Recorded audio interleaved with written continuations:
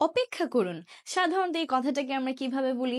Wait, please wait. কিন্তু কেমন হয় যদি এটাকে আমরা বলি hold your horse's?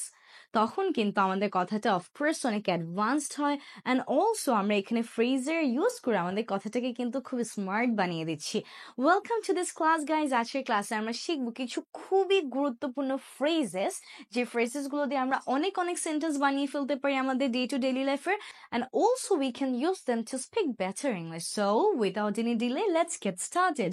First of all, আমাদের আছে আমি একদম শেষ সময়ে এসেছি।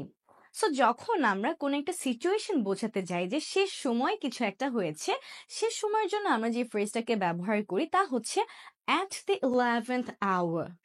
What? At the 11th hour. So we can say I came at the 11th hour. আমরা বলতে পারি যে তুমি কেন এক্সামের শেষ সময় এসেছো? Why did you come at the 11th hour? Okay, now let's go to the next one. আপনার সময় নিন।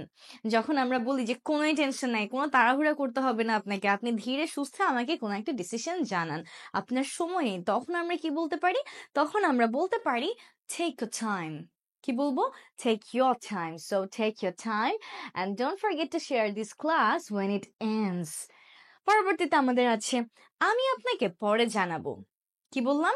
আমি আপনাকে পরে জানাবো। সো যখন আমরা এরকম কাউকে কিছু বলতে চাই যে আমি আপনাকে পরে জানাবো, আমি আপনাকে পরে ইনফর্ম করব, পরে এই জিনিসটা আপনাকে পাঠাবো, তখন আমরা সিম্পলি বলতে পারি I'll get back to you. I'll get back to you. তাহলে আমি আপনাকে পরে জানাবো, I'll get back to you. Genuinely এই সেন্টেন্সটাকে আমরা আসলে কিভাবে বলি? I'll let you know later. Right? So এটা বললেও হবে, but that's the normal English and this is the better one. আমি এটি নিয়ে আগ্রহী। যখন আমরা কোনো একটা কিছু নিয়ে আগ্রহী হই, তখন ওইটাকে আমরা ফ্রেজ ব্যবহার করে বলতে পারি I'm interested in it. I'm interested in it. So কোনো কিছুতে আগ্রহী হওয়া, এরকম কোনো সিচুয়েশন বুঝাইলে আমরা বলবো interested in something. যেমন আমরা এরকমও বলি আমি তোমাকে নিয়ে অনেক আগ্রহী, I'm interested in you. আমি ইংরেজি নিয়ে অনেক আগ্রহী, I'm interested in English. Just like that. We can also say আপনি কি আমাকে এখানে নামিয়ে দিতে পারেন? যদি আমরা কাউকে আমাদেরকে কোথাও নামিয়ে দেওয়ার কথা বলতে চাই from any car or from any other vehicle, at that time আমরা বলতে পারি can you drop me off here? Can you drop me off here? So কোনো একটা জায়গায় নামিয়ে দেওয়াটা হচ্ছে drop off.